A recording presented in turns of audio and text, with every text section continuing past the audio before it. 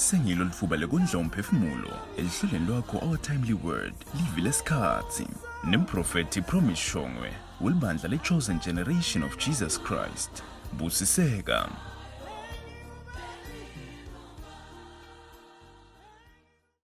Siyabingelela emakhaya egameni likaJesu. Lo khuluma ngoProphet Promise wakashongwe. Angihambi ngedwa ngalokujwayelekile. Namhla ngihamba na Mr Mabila. Amen. I-recap ngakupha mina. Chetha akekho namuhla. Amen. So evikini leliphelile besikhuluma ngekuthi wonke umuntu kunesidingo saNkulunkulu empilweni yakhe. Amen. Sasho sathi umuntu wakhiwa inhlangothi ezintathu, body, soul and the spirit. Wakhiwa ngumtimba, ngumoya nemphefumulo. Amen. Sathi tonke letinto letintathu tinekudla kwato kumuntu. And manje abantu abanengi bayama kakhulu ekuthenini umtimba udinga kudla. Bakhohlwe ukuthi awusiwo nomtimba noma lenyama yodwa. Uphinza ube ngumoya, uphinza ube nemphefumulo. Amen. So sagcizelela ukuthi we all need God. Kunesidingo saNkulunkulu, kuneminyango longeke ukhone kuyivula ngekuhlakanipha nangekukhona kwakho. Kuneminyango lengafuni lokho ledinga nje uNkulunkulu nje bukhona baNkulunkulu kube ngiko lokuvula lomnyango. So kunesidingo kwewonke umlaleli kufike esigabeni sekwatana nenkosi Jesu. Sekumukela uNkulunkulu njengenkosi nemsisi empilo yakhe kuze kulake eveni lakamoya akhone kuba nesay nekuba neauthority nepower nekuvulekelwa iminyango thide. Amen. So sitawuqhubeka namuhla abalalele emakhaya. Amen. Kulokunye lengagcizelela kike evikini leliphelile ngathi usuke usengakaqali kuphila. Uma ngakungake wasibona noma nangabe uphila awatani naNkulunkulu. Amen. Konke lokhu lokubita ngethi kumnanzi noma kungiko noma ngiko lokuletha injabulo kuwe akusiko ngalokuphelele. Uthole ingcenye nje wena. Nayo utawudiscover ukuthi na ungangena la kuNkulunkulu ungene ngetinyawo totimbili. Kunema potentials lavalelekile la kulo tawucala wabone na unikele impilo yakho kuNkulunkulu. Amen. So namuhla there is nothing much naseta ngalana umoya wami nje ungihole kakhulu ukuthi ngiye ku Hebrews chapter 4 verse 12. Amen. Sitawuya nje ku Hebrews chapter 4 verse 12. Amen. Ngawucela sifunzele Mr Mabili. Livi laNkulunkulu liphelile. Linemandla. Likhanipha kwenqa inkemba lesika kanje inhlangothi totimbili. Lesika ledzimade lehlukanise umphefumulo nemoya. Emalunga nemkanja. Lehlulele imicabango netifiso tenhliziyo. Amen. Hallelujah. Ngiyakhumbula emavikini lengcile utawukhanza ukuthi ngake ngalithinza leli verse leli. Kodwa moya waNkulunkulu uphinze wathi angibuye ngilolinyathela namuhla. Amen. For the word lami lifunze akaso. For the word of God is alive and active. Amen. It's alive and active. Livi la Nkulunkulu. Ngiyakuthanza lo ngoba it seems as if lenjalo libhalwe ngayo leli verse liyacacisa ukuthi nalamava ehlukene yinye le product but le source la kusuka khona kumcoka kakhulu. Amen. But leli la Nkulunkulu nje ngazuthi line ngcengcema walo noma line lane yayo lelifanishina kiyo. Kunetinto lelatiwa ngekuthi liyakhona kudenda noma lithi naselisebentile noma nalikhululiwe kube netinto lelikhona kudenda. Amen. Nawe mlalele ekhaya ungaba ngifakazi. Kunemavi lakhulunywa nguwe, lakhulunywa ngumdali, lakhulunywa ngokonke ngibobonke abantu wonke umuntu nawe emavi. But leli lelichamuka kuNkulunkulu kuthiwa lona lehluke ngekuthi linemandla. Amen. Linjani? Liphilile. Amen. Ngifundzele phindze amabili. Livi laNkulunkulu Yes. Amen. Livi laNkulunkulu liphilile. Amen. So ngifuna ukuthi namuhla kulokuphila kwalo lelivi laNkulunkulu. Sibazalwane noma sibantwana baNkulunkulu nje bantwana baNkulunkulu. Sinemagunya ekuthatha lokuphila lokulaka lelivi laNkulunkulu. Bese kuyaphatheka kulolonke lihlangothi letimpilo tethu. Nakuyo yonke ingcenye ledinga ukuthi iphile. Kungaba umtimba, kungaba it's any area of your life. You can extract the life that is in the word of God and transfer it into your reality noma kulokwenteka empilweni yakho. Amen. But ukuze ukhona ukuqualifya uphatheke kule live ne-nature yalo wekuthi ube kulombuso kaNkulunkulu, wekuthi ube nebudlelwane naNkulunkulu, wekuthi umukele Jesu njengoNkosi nemsizi wempilo yakho, angene la enhlitweni yakho, bese uba nalelungelo lekubamba le live, uthathe lokuphila lokulakile. Amen. Bese ukufaka empilweni yakho kuyasebenza. Amen. Ilula nje mlalele ekhaya, uthatha nje live la uNkulunkulu ulive la ngena nje enhlitweni yakho kanti ume kahle naNkulunkulu noma umukele Jesu njengoNkosi nemsizi wempilo yakho. Kude lokungeke sekwendile, kude lokungeke sekwendeke noma ngisiphi isimo lohamba tukwaso, kude lokungeke, kude uNkulunkulu langeke sakhona kuwena tukwempilo yakho. Amen. Hallelujah. I want ngifuna ukuchijela nalive nali nje lenge la moyeni kuthi nangabe kukhona into leyi weakness yaNkulunkulu noma ke buthakathaka baNkulunkulu bulula bukwadi live lakhe, thatha live lakhe ume tukwalo ukhulume ngalo ukholwe kude langeka khona kuwena tukwempilo yakho uNkulunkulu. Amen. Hebrews 4 verse 12 phindze ufundzele abamabili. Live la uNkulunkulu liphilile. Amen. Linemandla. Amen. Liphilile futhi line mandla. Amen. It's alive. It's alive, which means it has got action that has been paused.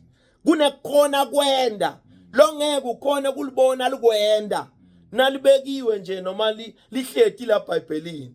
But now ulithatha ulifaka enhlitweni yemuntu, now ulithatha indlebe tiliva, loyo muntu lolivila akaphinza afana la lingene khona live la uNkulunkulu akuphinza kufana. The thinking capacity changes once the word of God is involved. Mina ngithi mlalele ekhaya, in whatsoever you are facing, in whatsoever you are going through, let us try the word of God. Let us try to put the word of God in action. Aseuke ume in the stature of the word. Asoke ume hayi ngethi bantu abanengi bathi lisito litholakala kanjani. Asoke ume hayi ngethi wena ukhona kucabanga kanganani. Asoke ume in posture of the word. Ume ngesimo sale live. Uphume kuma emotions, uphume ngethi ujwayele kwendani, uphume ngethi bathini labanye. Ume nalithi live la uNkulunkulu kude sikhale sodele wena lesitawuphumelela. Ume in posture of kude sikhale sitawuphumelela. Declare that word, reaffirm and speak that word over your life. To an extent that word grows in the lapho la uhleti khona. Ngoba live baba emabila line ma characteristics lamanene. Futhi linjalo nje liyakhula kumuntu. Lithi iBhayibheli manje ke Jesus taught wafundzisa live la uNkulunkulu and labagulako bebaphila. And lithi iBhayibheli manje ke live la uNkulunkulu lanza lakhula. Lokho siliyakhula live la uNkulunkulu na ul challenge noma na udirector impilo yakho netindvo lotendako into hearing it properly. For the word of God is alive and it's powerful. It's alive and it's powerful, which means it's not about your strength. Akunanzaba noma utemamasela noma emandla ekubamba simo usijijele phasi. Kuthi inkinga ungeyama kula mandla nemagunya live la uNkulunkulu lenawo. Lokho kuthi kude simo longasilethe evini la uNkulunkulu sichubeke sifana. Amen. It's alive and powerful. Let me little verse manje. For the word of God is alive and active, sharper than any double-edged sword. It penetrates even to dividing soul and spirits, joints and marrow. It judges the thoughts and attitudes of the heart. Amen. Live la uNkulunkulu kuthi ingcenye kuthi indzawo la live la uNkulunkulu liseswela khona sikhala nalinikwe lithuba. Ungalibeka kunoma ngangisiphi isimo. My goodness, ngiva ukuthi angikhulume na. Asofundzele lesizathu babamabili. Live la uNkulunkulu liphilile. Yes. Linemandla. Yebo, qhubeka. Likhalipha kwenza inkemba lesika kanhlangothi. Likhalipha kwenza sisindvo sebhlungu longabuva emtimbeni wakho. Likhalipha kwenza iminjunju yebhlungu longabuva. Likhalipha lece noma nangabe uyathi mos umuntu nakaphathekile bamabila uyayiathi yabona kune sharp pain on this side of me. God is healing you if you have got pains over your body right now. There is a healing power that is flowing unto you in the name of Jesus. When I'm talking about this, amen. Uyayathi umuntu kune sharp pain on this side. Let verse leli lithi ke lobhlungu bakho kube bekungabekwa kubekwe kubekiswe kuthiwe kukhaliphe kanganani bekungabekiswa kuthiwe bekungabekiswa kuthiwe kusharp in a manner ethi le ndlela lokubambela encenye yakho ngayo kudzabula uve ebhlungu beyond explanation. But the word of God comes in the same measure of your pain. So which means God is saying to each and every listener at home, anything that your situation has shown you is what he can perform beyond and double it. Up to that extent, imagine or believe that God can produce a healing times 2 what you are feeling. Whatever the enemy can perform is what God can do beyond and triple over your life. The reality of the pain on your body, noma ke lentiniso lebhlungu lobsemtimbeni wakho, noma lama abnormal moments nema behaviors lo experience sako ngenxa yebukhona bekugula emtimbeni wakho is what the word of God can show in that situation. Amen.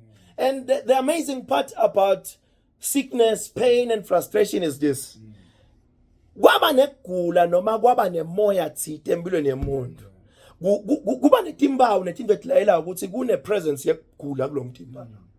Ngithi ke mina nelive la uNkulunkulu linemandla kanjani la libekwe khona noma la likhona linemthelela noma linetinto nelibonakala ngathi ukuthi likhona la. Amen. Nalo aliwafihli impumela yalo kuba kuphiliswa umpumela welive la uNkulunkulu. As I speak through this channel, I pray that let the healing power of the word of God reign over wherever that you are. Amen. Sifundele phinze babe Hebrews mzalwane ekhaya verse 4 Hebrews chapter 4 verse 12. Read again.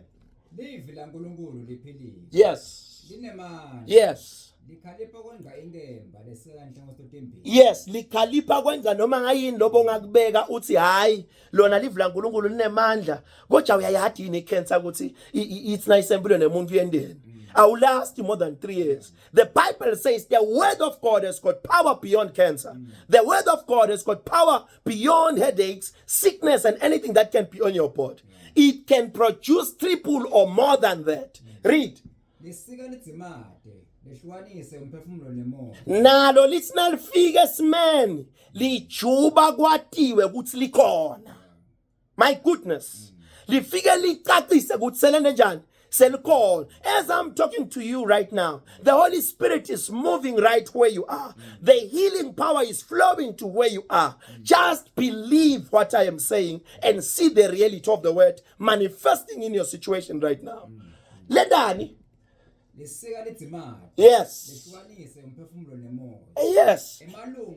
Lokusho ukuthi la lijube khona nangabe there is a sickness or there is a part of your body ngumlende inhloko sandla kuthiwa kumele kujutshwe noma kwentekani, the word of God comes and does beyond that. Lifike nalo lisike lesifo noma lokugula likubeke eceleni and cause your blood and your veins to move and carry your blood throughout your body. Amen. Kubek. Oh my God. Lifike lehlulele imicabango netifiso te hlitiyo. Amen. It comes and outstands anything that is in the life of a believer. It comes and proves its results in the life of a believer. Amen. As we talk right now, there is a healing power reigning over your life. There is a healing anointing and power reigning over your life. God is touching your situation, for God's word is alive and powerful. Ngawuthandana namhlamhlele likupha lithuba lethu khona ukukhuluma nathi usiphe umlayeto ukuthi uphathe kanjani nethi likubusa kanjani lehlelo. Amen.